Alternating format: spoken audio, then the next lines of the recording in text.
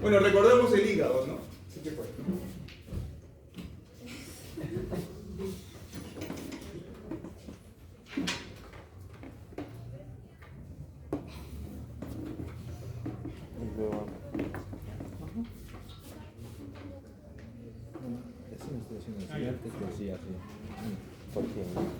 Adelante, adelante, pasa.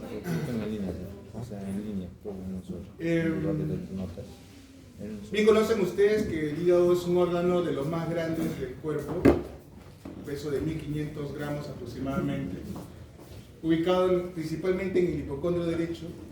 Podemos palparlo, ¿no? Podemos ubicarlo por debajo de las costillas.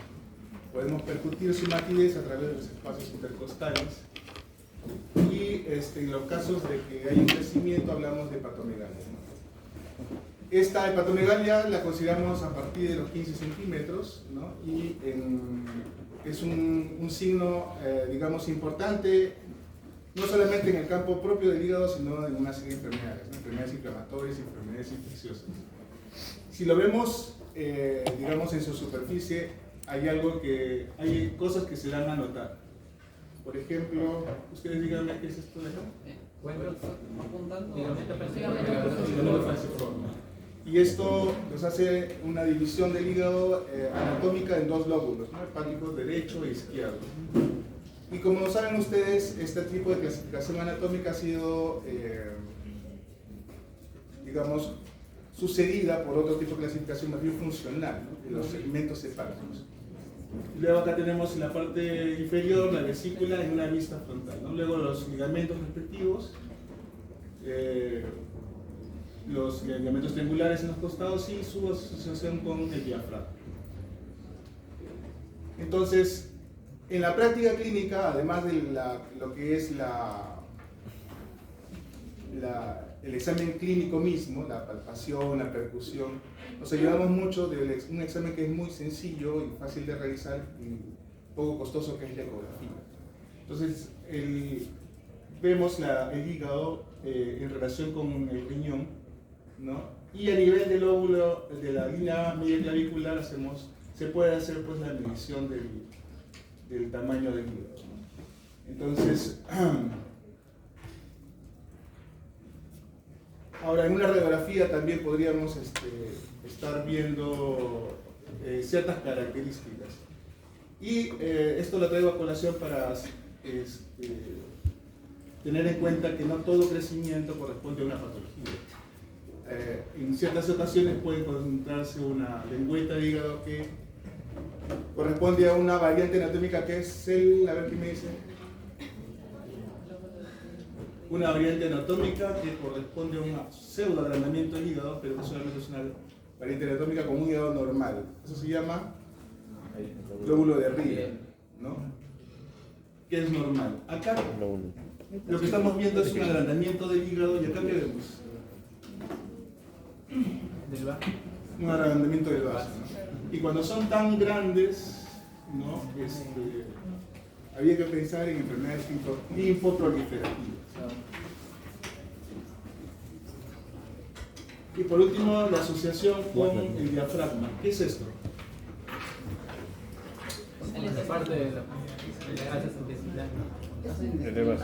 Elevación. ¿Cómo se llama ese signo? ¿Signo de Hover? Chilaidite, ¿no? Que es la interposición de un ácido intestinal con el parénquima hepático y el diafragma, ¿no? Eso es una variante anatómica, es normal. Y acá, un neumoperitoneo. Entonces hay que tener en cuenta esas variantes anatómicas. Luego la esplenomegalia, que también podemos verla. Este espacio entre el hígado y el riñón, que es el espacio de Morrison, que se hace patente cuando hay, por ejemplo, ascitis, ¿no? Y que lo podemos ver en las ecografías. Visto desde su parte inferior, tenemos pues los lóbulo izquierdo, derecho, el lóbulo cuadrado y el lóbulo caudal, ¿no? Y el lirio hepático, cuyos elementos en el lirio hepático son los elementos que ingresan hacia el hígado, que son ¿Qué ingresa hacia el hígado? Arteria hepática. La vena porta, Y arteria hepática. arteria hepática y el conducto, el hepático común, ¿cierto? Los conductos hepáticos y el hepático común. Entonces, de esos vasos sanguíneos tenemos que la vena aporta al hígado un 75% de la sangre que va a ingresar al hígado, ¿no? El otro 25% está dado por la arteria hepática. Esta vena porta surge de la unión de la mesentérica superior y de la vena esplénica. Aporta tanto los nutrientes, hay que tener en cuenta, ¿no?, de este tipo de irrigación especial que surge en el hígado, ¿no? Esta vena porta viene con la sangre proveniente de dónde, de qué tipo de órganos viene por intestino delgado y el vaso, ¿no es cierto? Entonces los nutrientes absorbidos, ¿no?, a través de estas venas y los elementos que vengan del vaso, ¿no?, van a ir hacia la vena porta, hacia el hígado. Entonces, cuando ingerimos un medicamento, al absorberse por el intestino, va a pasar por la vena porta y va a pasar, antes de llegar a la circulación general, va a pasar por una primera metabolismo, ¿no?, una primera etapa de metabolismo a través del hígado. Entonces, este aporte de la porta va a llevar nutrientes, medicamentos, tóxicos, desde los intestinos, así como también productos de la destrucción de glóbulos rojos del vaso. Y el tamaño de la vena porta hay que tener en cuenta que debe ser menos de 12 milímetros. Más de 13 o más milímetros indica un aumento del tamaño. O sea, habría un aumento del tamaño de la vena porta con esa medición. Lo podemos medir, por ejemplo, también por una ecografía. Y si está aumentado el tamaño de la vena porta, entonces eso es un indicio de hipertensión portal. Recordemos, en cuanto a la arteria hepática, es una rama del tronco celíaco y va a tener este aporte principalmente un alto contenido de oxígeno. El drenaje venoso del hígado salen unas venas hacia la cava que se llaman las venas suprahepáticas o hepáticas, que son tres, ¿no? Derecha, izquierda y media. Y estas venas van a ser útiles como vías para lo que es la segmentación hepática. Entonces,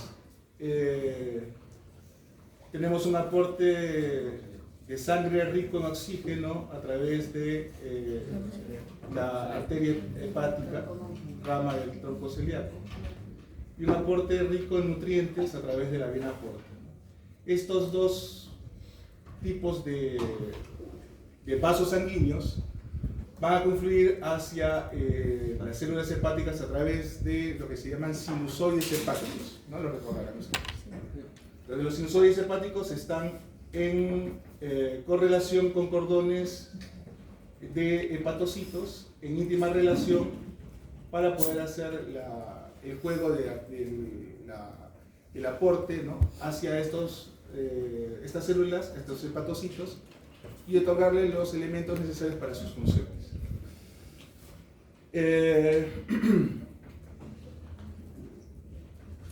Ahora, hay una situación que es que este aporte, ¿no?, en la situación de una hipertensión portal, de una cirrosis, se produce lo que se llama una vasodilatación esplácnica. Esa vasodilatación esplácnica significa que la sangre derivada de la aorta va a irse hacia los intestinos y después todo ese flujo sanguíneo va a llegar hacia la aorta y hacia el hígado, llevando a una disminución de la sangre hacia otros órganos, por ejemplo el riñón.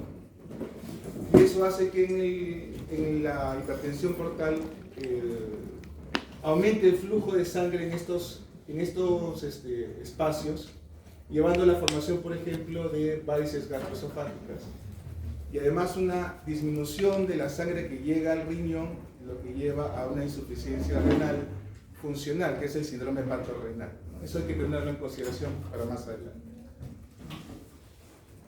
En una situación de una hipertensión portal se dilata la vena porta y puede haber además un flujo hepatófugo. Normalmente en la porta va a ser el flujo hacia el hígado y en casos de hipertensión portal puede invertirse el flujo. Además puede haber la situación de que haya este elemento. ¿Esto de acá qué sería? ¿Qué ven acá?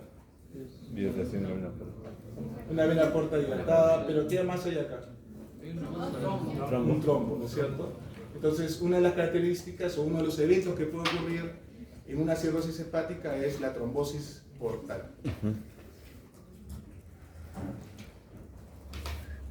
Entonces tenemos la segmentación de acuerdo con Cugnot, que ustedes de repente ya lo han visto, que utilizamos como elementos la línea de Cantle, ¿no? Que va de la vesícula hacia la vena cava, que va a dividir los segmentos hepáticos derechos de los izquierdos, ¿no? A su vez, la línea por donde pasa el ligamento falciforme o la incisura que genera en el hígado va a dividir los segmentos izquierdos en los laterales del segmento 4, que es el medial. Y si lo vemos por acá, hablábamos de 3 venas, ¿no? Que drenan la sangre del hígado, las hepáticas izquierda, media y derecha. La hepática media es la que va a dividir los segmentos derechos de los izquierdos, es decir, lo que sería un lóbulo hepático izquierdo del hepático derecho. La hepática izquierda divide los segmentos laterales de los mediales y la vena hepática derecha divide los anteriores de los posteriores. Viendo lo mismo, los anteriores, en primer lugar, la división de la vena porta divide los segmentos superiores de los inferiores y en el lado derecho vamos a tener los superiores anteriores y superiores anteriores, inferior anterior y los posteriores superior y posterior. Y el segmento 4 que sería uno solo, el segmento 1 que estaría, digamos, posterior y sería un segmento especial porque tiene un drenaje directo hacia la vena cava y los segmentos laterales del hígado que serían el 2 y el 3. Entonces, viéndolo así, la vena hepática media y la línea de Cantle, que es la que une la vesícula con la cava inferior, divide los lóbulos hepáticos derechos e izquierdos. La bifurcación de la porta divide los segmentos superiores de los inferiores.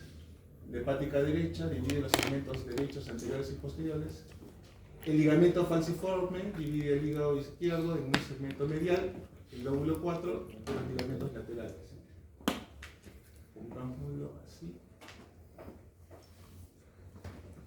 El segmento 1 caudado se ubica entre la vena cava y la vena porta y recibe aporte de sangre tanto arterial y venoso del lado derecho e izquierdo y drena directamente en la vena cava inferior. La vesícula biliar separa los segmentos 4B del 5. El 4 se divide a su vez en la parte superior que es el A y otra parte inferior que es el 4B, ¿no? 4A superior y 4B inferior. Y la vesícula separaría el 4B de lo que sería el 5, es decir, a este nivel estaría la vesícula y dividiría el 4B del 5. Y estos puntos y reparos, digamos, lo vamos a ver, por ejemplo, en ecografías o tomografías, ¿no? El segmento 8 hay que tener en cuenta que es el más superior y el segmento 6 tiene la característica de colinda como el riñón. Entonces, de acuerdo al punto de corte, si lo vemos como una tomografía, vamos a ver que como regla mnemotécnica vamos a tener los segmentos 2, 4, 8 y un posterior que es el 7, o sea, se va duplicando 2, 4 y 8 y luego se resta 1, 7. Luego van a ir apareciendo, si vamos bajando, van apareciendo la división entre el 2 y el 3, que son los laterales izquierdos, la división entre el 4, el A y el B, a nivel de donde está la rama izquierda de la vena porta. Acá encontramos la vena hepática media y la vena hepática derecha, y siguen apareciendo el 8 y el 7 a un nivel ya más inferior, y encontramos la vena hepática, la vena porta derecha. Encontraríamos ya no el segmento 2, sino ya aparecería el 3 claramente, ya no sería el 4A sino el B, y comienzan a aparecer el 8, el 5 en este lado y el 6. Y finalmente decíamos pues que la parte ya más inferior, este segmento 6 es el que tiene contacto con el riñón a nivel de lo que es ya la zona de donde está la vena inclinada. Finalmente tenemos los conductos que salen del hígado, que son los conductos biliares, y que bueno, en una ecografía podemos ver las dilataciones de las vías biliares intrahepáticas, no en esta forma como de una estrella, y es posible ver medir la vía biliar, que en una persona la vía biliar común, en una persona no operada de la vesícula debe ser menor de 6, y en una persona que es operada de la vesícula debe ser menor de 9, ¿no? Entonces, si hay esa dilatación, se supone que hay una obstrucción de la vía biliar, y habría que pensar en que debe haber algún cálculo o algún tumor que esté obstruyendo la vía biliar, que entonces eso tendríamos que hacerlo. Entonces, la ecografía es un elemento que nos ayuda en ese sentido. Ahora, no siempre la ecografía nos puede determinar dilatación de vías biliares, pero no es la mejor forma de estudiar vías biliares. Entonces, tenemos que echar mano de una imagen que haga ver la vía biliar, y eso se llama colangiografía. Entonces, las colangiografías se pueden realizar por vía endoscópica, aplicando un contraste, ¿no? Y eso se llama CEPRE, colangiografía retrógrada endoscópica. O se puede hacer, y esta es una CEPRE, ¿no? Lo que está acá es un endoscopio que está aplicando contraste, y ese contraste pinta la vía biliar. Y vemos acá una zona, digamos, angosta, ¿ya? Y por encima una estenosis. Y por encima de esta zona de estenosis vemos una dilatación de vías biliares. Este es un tumor que está obstruyendo la vía biliar, que por esta ubicación tiene un nombre específico, que es un tumor de Klatsky. ¿Tumor de qué? Klatsky. Klatsky.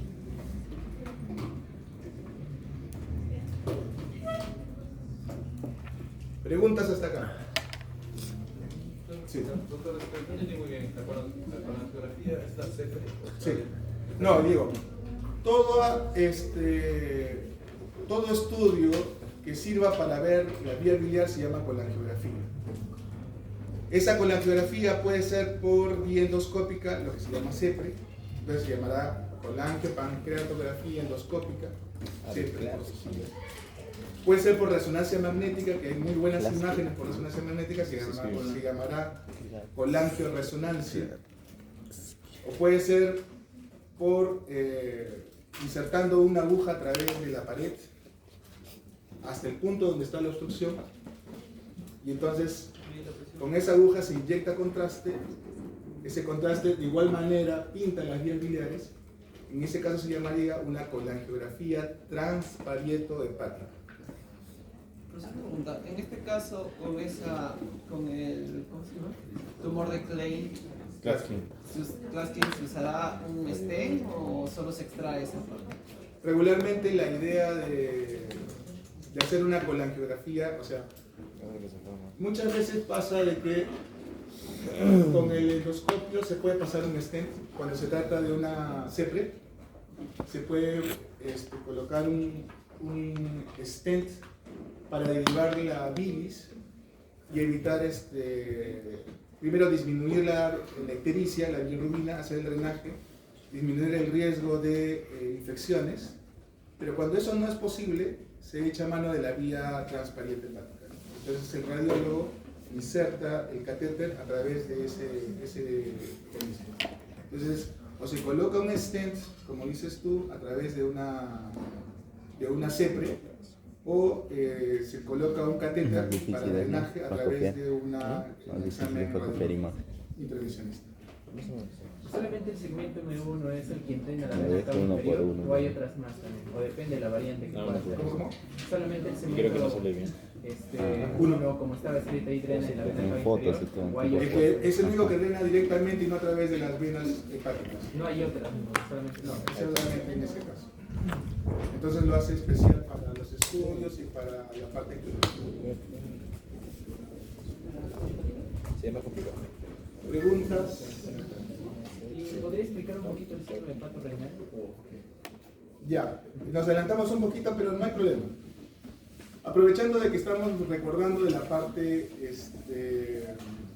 anatómica, les quería hacer recordar esta situación de la circulación, cómo se da la circulación esplácnica. Entonces, a nivel esplácnico lo que ocurre es que aumentan vasodilatadores y aumenta esta vasodilatación a nivel esplácnico, resta sangre del resto del cuerpo, principalmente resta sangre de la circulación digamos general. Esto es detectado por los sistemas digamos, renales, ¿no? Sistema renina-angiotensina. Y lo que genera esto es se llama un hiperaldosteronismo, aldosteronismo, llevando a una retención de sodio y agua, que ustedes más o menos han visto. Eso lleva a la citis, ¿no? Y finalmente, en un estadio más avanzado, lleva a la vasoconstricción renal. Las arterias renales comienzan a generar vasoconstricción. Entonces, eso lleva a una alteración de la función renal con incremento de la creatinina. Entonces, cuando en un contexto de un paciente que comienza a ser, que ya hizo, un paciente cirrótico, que ya hizo ascitis y que comienza a elevar la creatinina sin que medie otra causa, es decir, solamente la cirrosis y la ascitis, a eso se le llama síndrome hepatorenal. Es una alteración de la función renal producto de hipertensión portal causada por la cirrosis. Y eso lleva a un deterioro de la calidad de vida del paciente que puede llevar a la muerte, ¿no? Es una condición que aumenta la necesidad de trasplante hepático, por ejemplo. No sé si eso contestó tu pregunta. Sí, gracias. ¿Algo más? Muy bien.